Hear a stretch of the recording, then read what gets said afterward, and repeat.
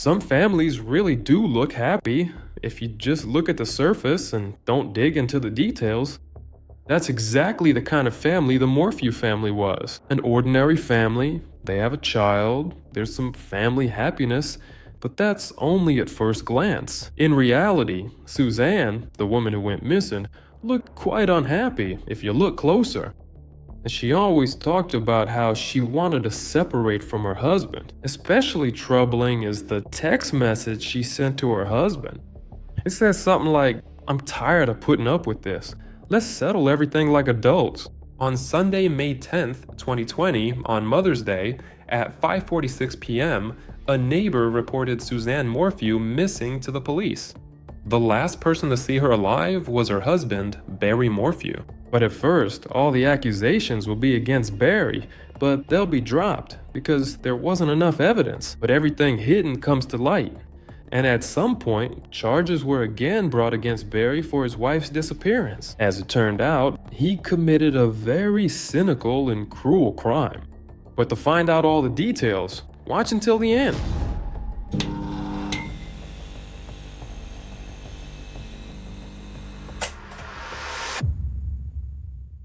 Investigators arrived at the Morphew home near the town of Salida, Colorado, to investigate the missing person report. The house was locked, and Suzanne Morphew was not at home. Her car was in the garage, there were no signs of forced entry, and her bicycle was missing. Later that same evening, her bicycle was found on a hillside by a dirt road between her house and Highway 50. The bike was less than a mile from the Morphew home. On May 14, 2020, her bike helmet was found about 10 meters from the shoulder of Highway 50, roughly a mile and a half west of the Morphew home. That's about a mile west of where her bicycle was found. Barry Morphew was questioned and told police that he set his alarm and woke up at 4:30. In the morning, on May 10th, 2020, he told the police that on May 10th, 2020, at 5 a.m., he left for a previously planned work trip to Broomfield, Colorado. According to Barry Morphew, Suzanne was still asleep in bed when he left the house at 5 a.m.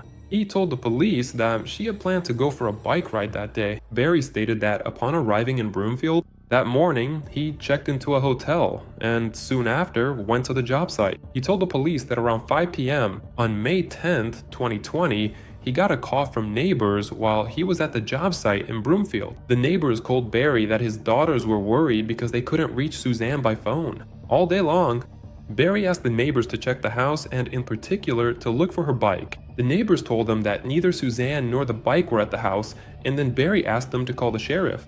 The police questioned one of Barry's employees, who was supposed to help him at the site in Broomfield. The employee told law enforcement that he and Barry hadn't planned to go to Broomfield until the evening, May 10th, 2020. They were supposed to go together. Instead, Barry left without telling the employee. Barry called the employee at around 11:18 in the morning and told him that he had left without him. When the employee arrived in Broomfield on Sunday evening, he noticed that Barry hadn't taken him along. The necessary tools for the job were missing, and the required materials for the work hadn't arrived at the site yet. Reviewing surveillance footage from the hotel and nearby businesses showed that Barry Morphew was in the Broomfield area for about 9 hours and 45 minutes. Out of that time, he spent less than half an hour at the construction site. Instead, aside from 2 brief visits to the construction site area, electronic data and surveillance footage from businesses showed that he drove around to different places and threw away unknown items in various dumpsters. This leads to certain thoughts that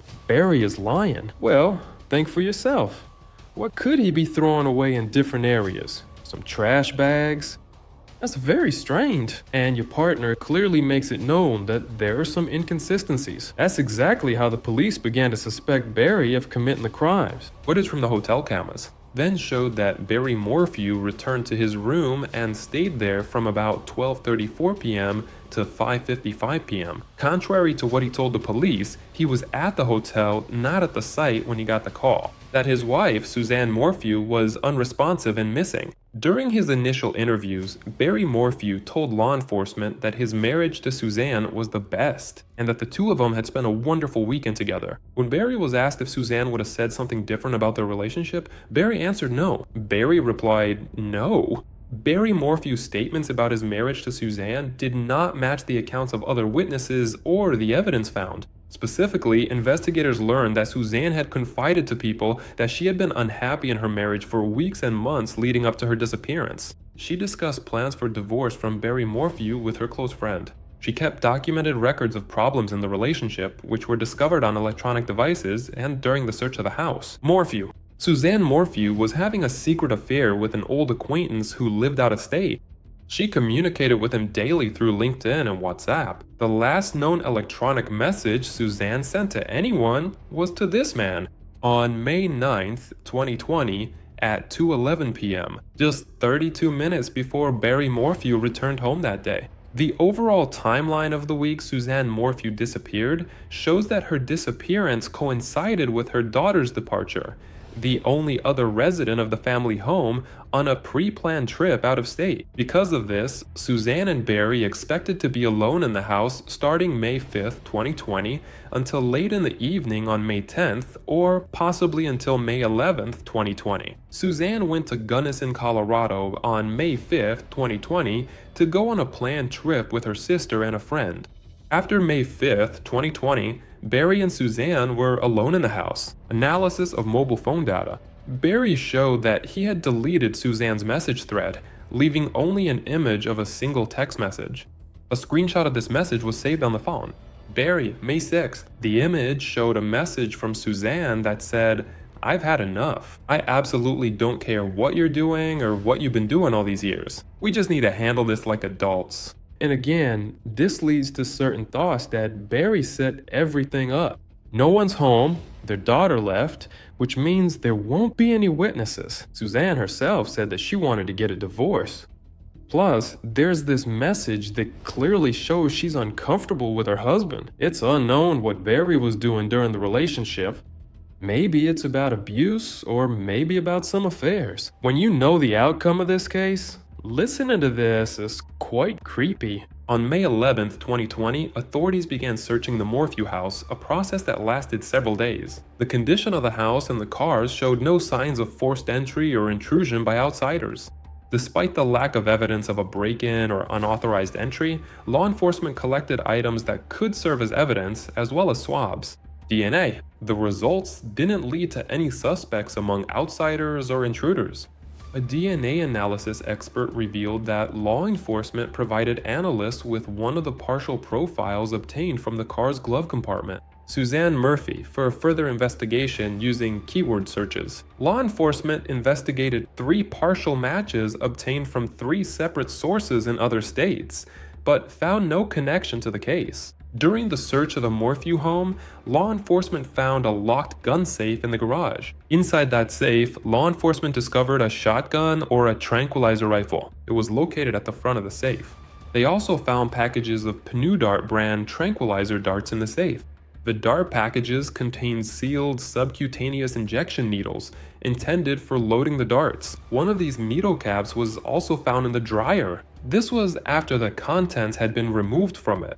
Men's shorts were also found among the contents of the dryer, which were taken out before the needle cap was discovered. The shorts looked just like the ones Barry was seen wearing in the video on May 9th, 2020, less than an hour before he returned to the house. During the search conducted by law enforcement in the house and vehicles, no tranquilizer drugs were found.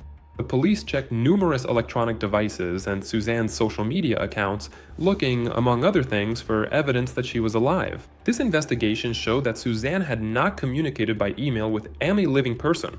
After 2:11 p.m. on May 9th, 2020, her last possible activity on any password-protected account was recorded at 3:08 p.m., more than 24 hours before her disappearance was reported to the police. Data reflecting her typical use of electronic devices and social media showed that this did not match her usual lifestyle in the days leading up to her disappearance. Additionally, witnesses stated that they tried to contact Susanna throughout this entire period, but did not receive any response from her. These witnesses noted that her lack of response was unusual. Essentially, everything pointed to the fact that Suzanne's disappearance was extremely unusual, and the culprit was closer than it seemed.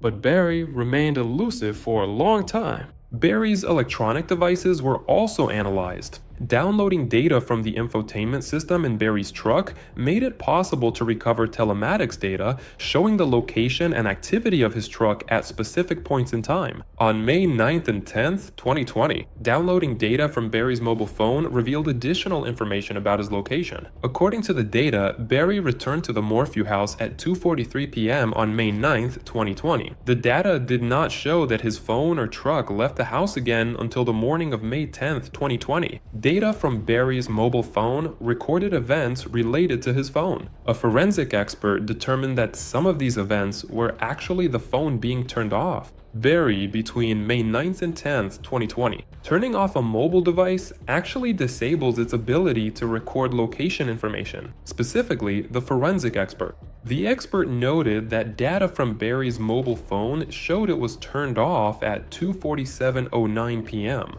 just a few minutes after he arrived home at the residence from which Suzanne sent her last email. At about 10:17:09 p.m. in 2020, the phone was turned on again. Barry's mobile phone was turned off again at 4:32 a.m. on May 10th, 2020, before he left the residence to head to Broomfield, Colorado, and it wasn't turned back on until 5:37 a.m. when location data showed he was already in the area of Piss on the roads near Johnson Village, Colorado. Testimony established that the times when Barry turned off his phone coincided with significant periods in the case when location information, as a result, was unavailable. Similarly, further analysis of the data from his truck revealed an unexplained gap in the records of his activities, specifically from around 3:49 to about 8:10 a.m. on May 10th, 2020.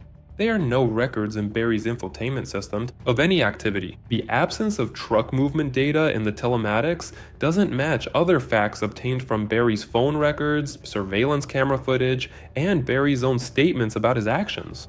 On May 10th, specifically, the telematics data showed that Barry arrived at his residence at 2:43 p.m. on May 9th. Then the system recorded various other activities throughout the day in the house, until they stopped at 9:52 p.m. on May 9th. Then the telematics data showed activity resuming from 3:25 to 3:49 a.m. on May 10th at a GPS location corresponding to his driveway. Barry told law enforcement that during this period he was asleep. From 3:49 to 8:10 a.m. on May 10th, the telematics system did not record any data, even though Barry's cell phone showed that the device was in Johnson Village at 5:37 a.m. that same day, and Barry stated that at that time he was in his truck driving to Broomfield. When the recorded telematics data became available again in the logs downloaded from the infotainment system at 8:10 a.m. on May 10th, the corresponding GPS coordinates showed that Barry had already arrived in the Broomfield, Colorado area. This gap in the recorded data does not match the pattern of telematics data recorded in the days and weeks leading up to this event. Again, this is more proof that Barry is lying. The police had no other suspects, so all they could do was work on Barry until he confessed to everything, and the police had every reason to do that. But for some reason, they kept digging deeper and deeper. But I guess that's normal.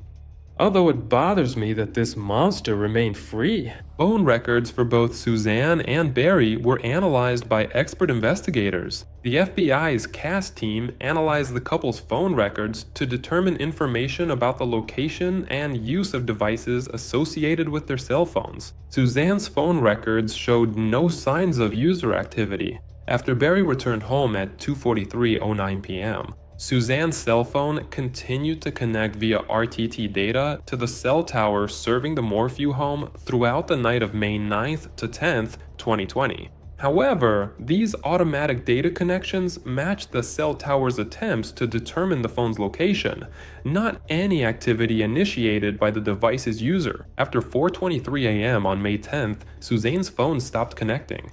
Completely, forever. Just 8 minutes later, data from Barry's cell phone showed that his phone stopped connecting, starting at 4:31 a.m., which matches the mobile phone log data indicating it powered off at 4:32 a.m. Suzanne's cell phone was never registered on any towers except the one corresponding to the family's residence. Morphew, from the moment Barry returned home at around 2:43 p.m. on May 9th, until the moment it completely stopped working at 4:23 a.m. on May 10th. Despite searching for the device, Suzanne's cell phone was never found. Police interviewed people who knew Barry before he moved from Indiana to Colorado in 2018. These witnesses told law enforcement that Barry was a farmer who raised deer in Indiana. Several people told law enforcement that Barry Morphew used a special tranquilizer called BAM. He used it to sedate and transport deer on his deer farm. The man admitted to using BAM both in Indiana and in Colorado. Specifically, he admitted to using BAM in Colorado as recently as April 2020, saying that at that time he tranquilized the deer from the path between houses on the Morphew residence property. This confirms the fact that Suzanne could have been put to sleep using the so-called BAM. And here again, all the suspicions fall precisely on her husband, Barry. Because a tranquilizer gun is not something that just anyone has. It's just only needed by those people who raise livestock. On September 22nd, 2023, human remains were discovered in and around a shallow, clandestine grave in Saguache County, Colorado, near Highway 17. The remains were found several hundred feet down a dirt road branching off from Highway 17. This location was less than an hour's drive south of the Morphew home along the main highway. It was determined that the remains belonged to Suzanne.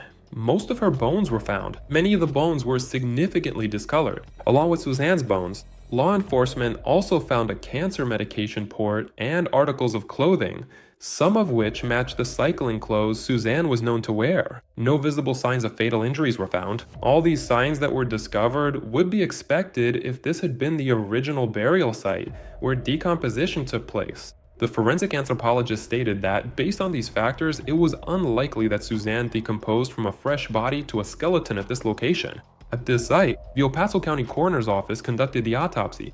In addition to standard toxicology tests, the Coroner's Office performed additional toxicological analyses at the request of law enforcement for the presence of a chemical mixture known as BAM, or a combination of butorphanol, azaparone, and medetomidine. All three individual chemicals that make up BAM were detected.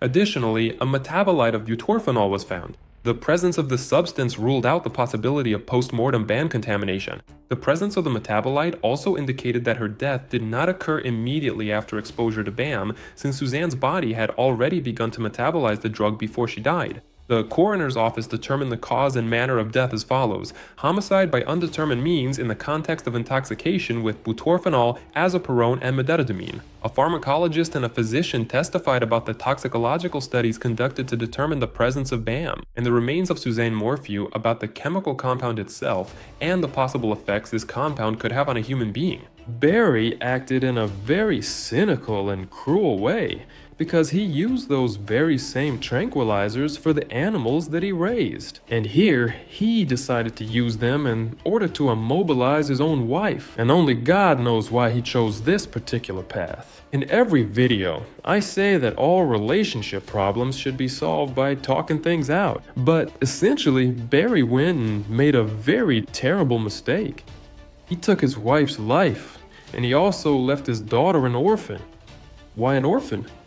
Because he's going to prison himself, and there's simply no one to leave the daughter with. The expert explained that the toxicological studies conducted by the coroner's office met scientific standards for reliability and accuracy. He went on to show that BAM is a chemical mixture of 3 specific compounds, used as an agent to sedate animals for medical treatment or relocation. Back in 2020 and in the years leading up to Suzanne Morphew's disappearance, BAM was sold by only one company in the United States, and it could only be purchased with a veterinarian's prescription. The substance does not produce an immediate sedative effect. It starts working after a few minutes. It is designed not to be lethal, and the prescription kit includes antidotes. However, the substance is not approved by the FDA for any use in humans. For this reason, there are no available scientific studies on the possible effects this compound might have on people. A pharmacology expert demonstrated that this compound would render the recipient completely immobile, vulnerable, and unable to resist any restrictions on their ability to breathe.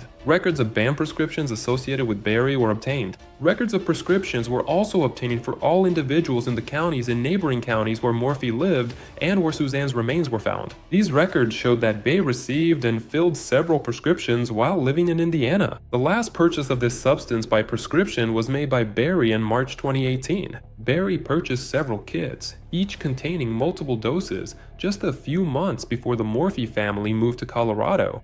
Ultimately, the prescription records show that at the time of Suzanne's disappearance, only one private citizen living in the entire state had access to BAM. That person was Barry Morphew. On June 18th, 2025, Barry was charged with first-degree murder. Morphew was taken into custody in Gilbert, Arizona. He will be extradited to the San Luis Valley to face charges. I don't know what punishment awaits Barry, but I'm sure that he deserves it. Such cynical crimes should be punished to the full extent of the law. I just feel sorry for their daughter, whose dad took her mom's life and will go to prison for this crime. That's all for today, dear friends. Don't forget to subscribe to the channel. See you very soon. Bye, everyone.